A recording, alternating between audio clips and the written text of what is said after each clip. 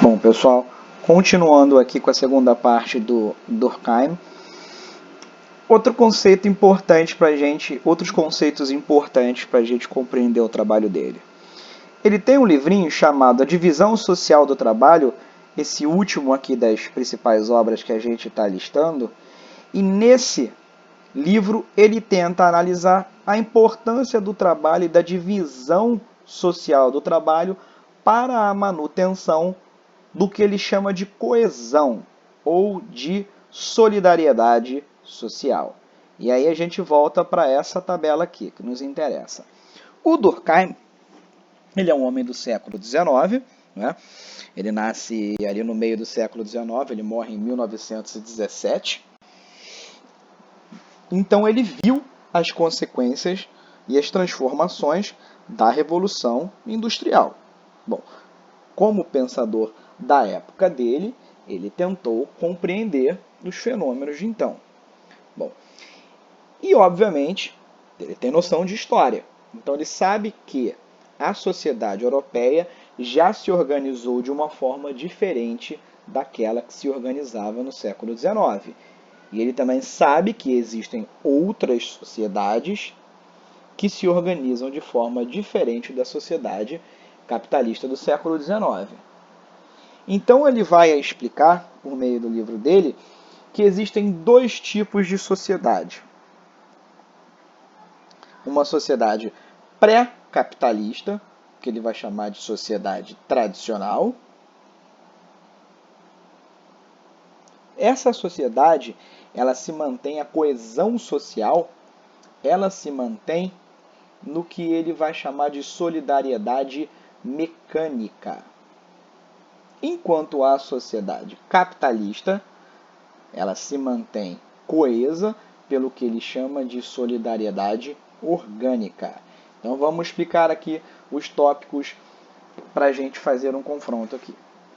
A sociedade tradicional, o que impera, o fator principal que mantém o grupo unido é a consciência coletiva, ou seja, um modo de pensar coletivo. A consciência coletiva, ela é muito forte se comparada à consciência do indivíduo. Em contrapartida, em uma sociedade capitalista, a coesão social, ela se mantém por meio da divisão social do trabalho.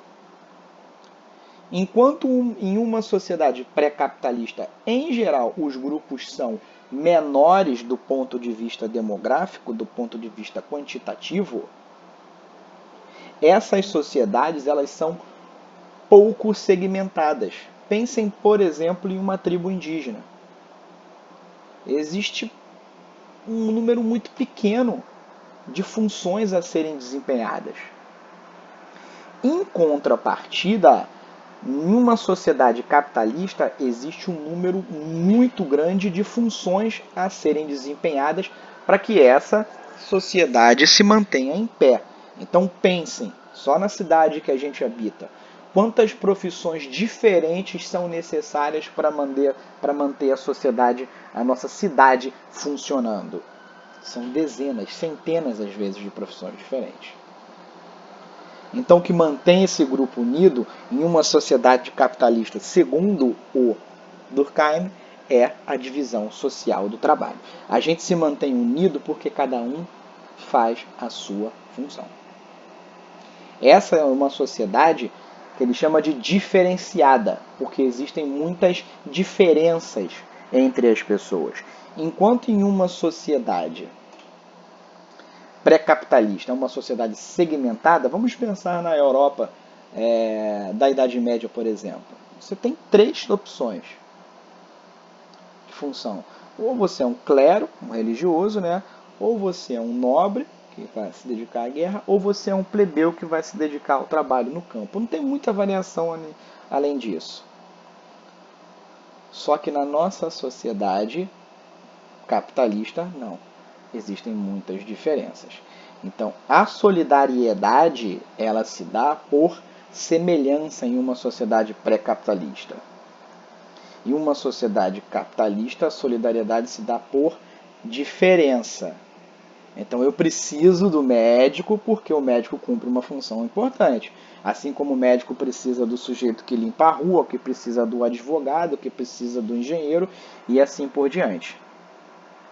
Então a nossa solidariedade está mantida nas diferentes funções que a gente precisa que outras pessoas façam. Então a gente vai ver que em uma sociedade pré-capitalista, quarto ponto aqui, os membros de uma coletividade têm os mesmos valores. Então, em geral, pertencem à mesma religião, professam a mesma religião, acreditam nos mesmos valores morais de certo, errado, bem, mal, pode, não pode e assim por diante. Existe, obviamente, aqueles que não se submetem, mas esses a gente já sabe que há punição. Em uma sociedade de solidariedade orgânica, uma sociedade capitalista, as pessoas são diferentes, mas elas estão unidas em um objetivo comum. Então pensem, por exemplo, em uma fábrica, em que existem várias profissões, várias funções a serem desempenhadas e as pessoas se mantêm ali juntas em um objetivo. A construção de um prédio, a construção de uma ponte, enfim. Várias seriam esses exemplos, tá bom? Aqui voltando para o quinto ponto, da solidariedade mecânica. A sociedade tem coerência porque os membros ou não se diferenciam ou se diferenciam muito pouco entre si. Então, o comportamento, por exemplo, de um homem em uma tribo indígena não é muito diferente de um do outro. Não há muitas opções para se fazer. Então, por exemplo, pescar, caçar, se dedicar à guerra em um momento. Não tem muita coisa para além disso. Da mulher também. Então isso faz com que a noção de igualdade entre eles seja muito mais forte. Enquanto a gente vê que em uma sociedade capitalista a coerência se mantém porque os membros dependem uns dos outros. Então eu dependo da pessoa que fornece comida para o mercado, para eu ir ao mercado e comprar o que eu necessito. E o sujeito do mercado necessita do meu dinheiro para ele poder manter o seu lucro, também comprar, pagar os funcionários dele, que os funcionários dele dependem daquele salário para poder pagar o aluguel, pagar a escola do filho, a escola para pagar o professor, enfim. Reparem bem como há uma cadeia de pessoas que dependem uma das outras. E isso é típico de uma sociedade capitalista. Quais são as formas de solidariedade mecânica muito forte em uma sociedade pré-capitalista? A religião, ela é extremamente forte. A família, a noção familiar é muito forte também. E a tradição, os comportamentos tradicionais que se fundam no tempo, todos esses elementos, eles dão uma noção de identidade coletiva muito forte para essas pessoas, para esses indivíduos. Em contrapartida, em uma sociedade capitalista, é uma sociedade de massa. Pensemos em São Paulo, com os seus milhões de habitantes. O indivíduo ele é mais um funcionário de uma empresa, grande, média ou pequena. Ele é mais um morador no bairro, que existem outros milhares. Então a gente vai ver que nesse sentido, o importante é ele desempenhar a função dele. Ele, quanto indivíduo, ele se sente muitas vezes isolado dentro de uma sociedade muito grande e impessoal. Lembremos do exemplo do sujeito que está em São Paulo. Ele é um entre milhões. Bom, o Durkheim ele vai dizer que uma sociedade de solidariedade mecânica, aquela pré-capitalista, há uma tendência a maior coesão social. Em contrapartida, em uma sociedade capitalista de solidariedade orgânica, há uma menor tendência à coesão social. A tendência é ao que ele chama de desagregação. O conceito de desagregação ele chama de anomia.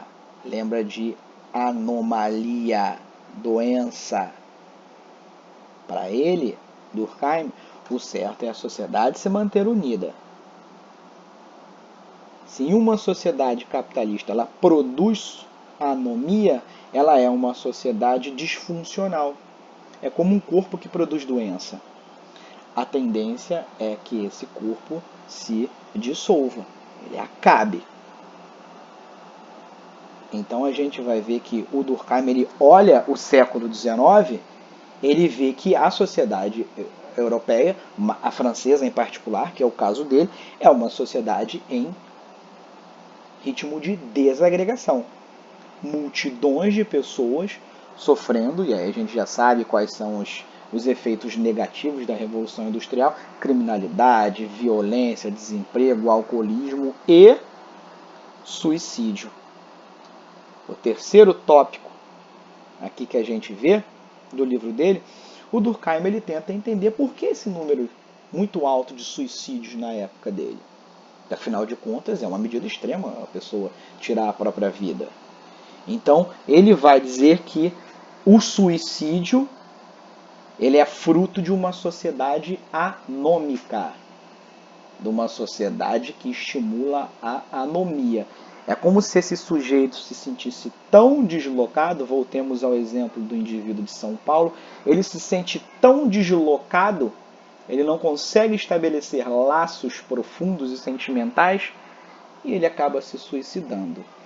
Vamos abrir um parênteses para esse livro aqui. Hoje, 2020, a gente sabe que o suicídio ele é resultado de um conjunto muito complexo de fatores.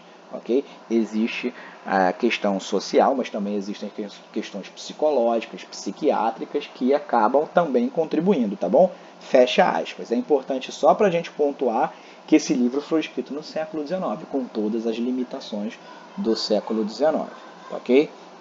Então, ali no segundo ponto, no livro As Formas Elementares da Vida Religiosa, o ser humano, para ele, olha que importância, para ele, Durkheim, ele apresenta a religião como uma coisa muito importante. Ele vai dizer o seguinte: foram os homens que criaram a religião, ok? Os homens criaram a religião e a religião ela serve para explicar a existência humana, né, para explicar como é que os homens foram criados e assim por diante, mas a religião ela também serve como modelo de coesão social, porque ela mantém o grupo unido. E, por último, a gente vê aqui o livro mais, não diria mais importante, mas é um livro que ele funda, digamos assim, a ciência sociológica, que se chama As Regras do Método Sociológico. Aqui é que ele estipula, que ele define qual é o objeto da sociologia, que é o fato social, que a gente já viu. Com isso, terminamos aqui o Durkheim.